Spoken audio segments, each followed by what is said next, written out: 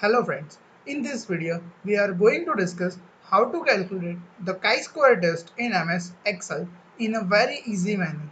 So I would request you to watch this video till the end.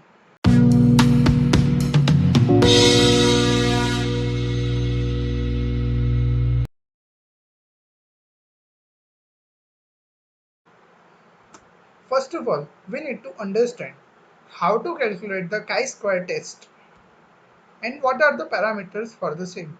First of all, we need to make a hypothesis. First, null hypothesis, which is denoted as H0, and second, alternate hypothesis, which is denoted as H1. There are basically three steps to calculate the chi-square test. First, we need to make a count table as per our requirements. Step number 2, we need to calculate the expected frequency counts. How we can calculate? So, row total into column total divided by grand total of cells. Then, step 3, we need to calculate the chi-square statistics. For that, we need to make a square of actual frequency minus expected frequency divided by expected value. So, now we will start with the practical. सबसे पहले हमें यहाँ पे null hypothesis and alternate hypothesis set करना पड़ेगा। तो यहाँ पे मैंने नल हाइपोथेसिस लिया है, there is no significance difference in return earn by the investors in direct investment and mutual fund investment. Same way alternate hypothesis basically exactly opposite to null hypothesis है।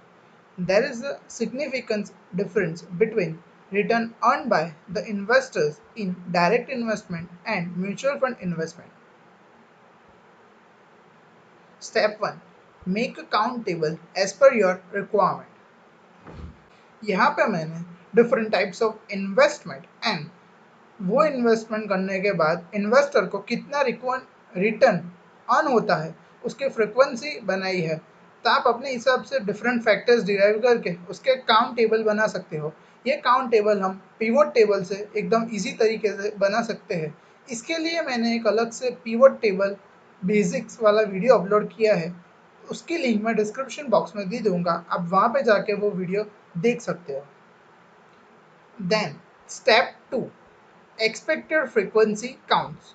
उसके लिए हमें row total into column total divided by grand total of cells करना पड़ेगा।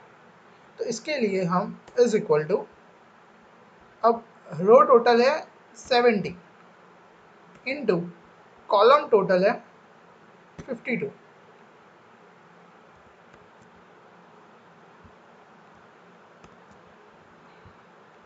Divided by grand total 142।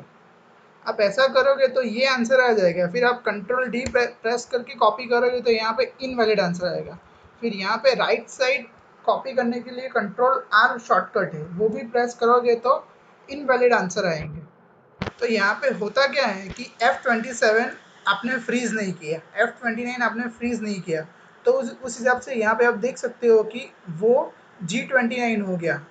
इस हिसाब से यहाँ पे H29 हो गया, वो चेंज होता रहेगा। तो आपको उसको फ्रीज करना पड़ेगा।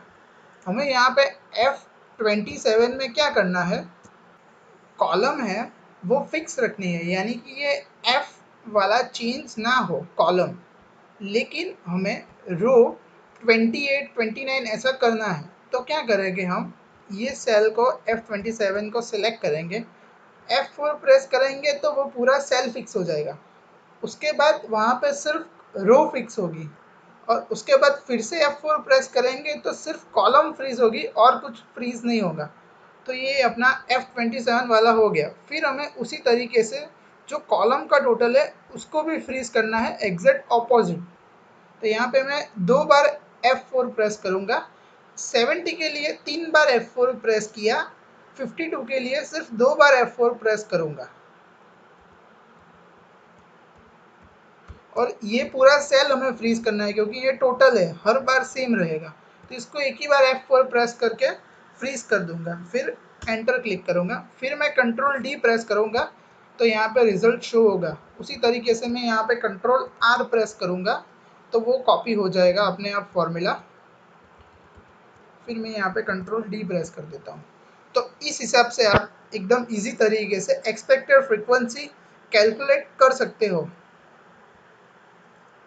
उसके बाद step 3 chi square statistics.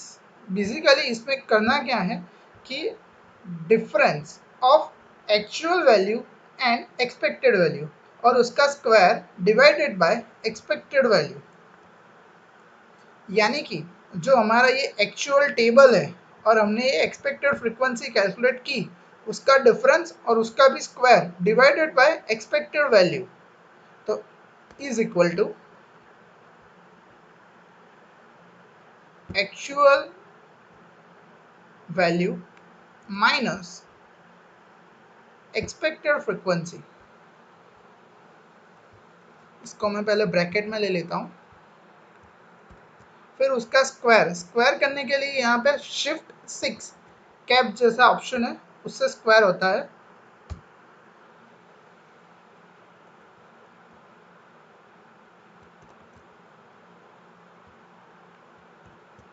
Divided by expected value, यानी कि ये एंटर। यहाँ पे मुझे कुछ भी फ्रीज करने की ज़रूरत नहीं है क्योंकि हर बार मुझे वैल्यू चेंज करनी है, इसलिए मैं यहाँ पे कंट्रोल डी प्रेस करूँगा और यहाँ पे कंट्रोल आर, कंट्रोल डी। तो इस हिसाब से ये वैल्यू अपने आप कैलकुलेट हो जाएगी।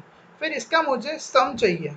जो सम आएगा इसको पियर्सन काई स्क्वायर वैल्यू कहते हैं, इज इक्वल टू सम। ये सिर्फ जो कैलकुलेट हुई है वैल्यू वही कंसिडर करनी है। फिर उसका डिग्री ऑफ फ्रीडम कैलकुलेट करेंगे।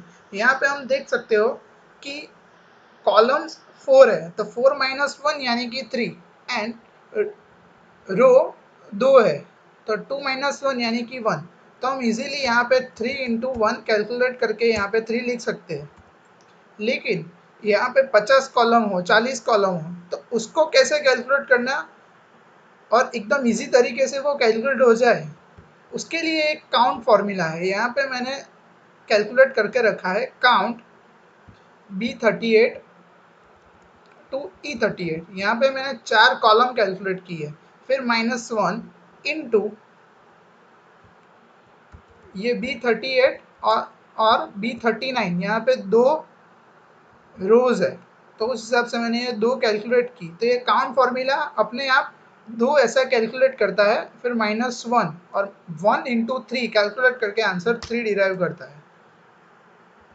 फिर आप अपने हिसाब से वो काई स्क्वायर टेबल में ये अपने वैल्यू जो कैलकुलेट की करी है उसको काई स्क्वायर टेबल वैल्यू के साथ कंपेयर कर सकते हो।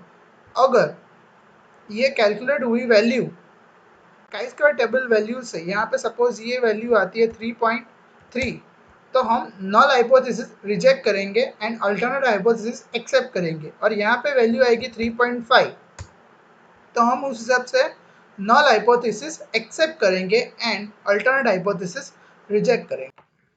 Thank you for watching this video. Please do like, share and comment for more videos. और अगर आपको अभी भी कोई क्वेरी है तो आप कमेंट सेक्शन में बता सकते हो।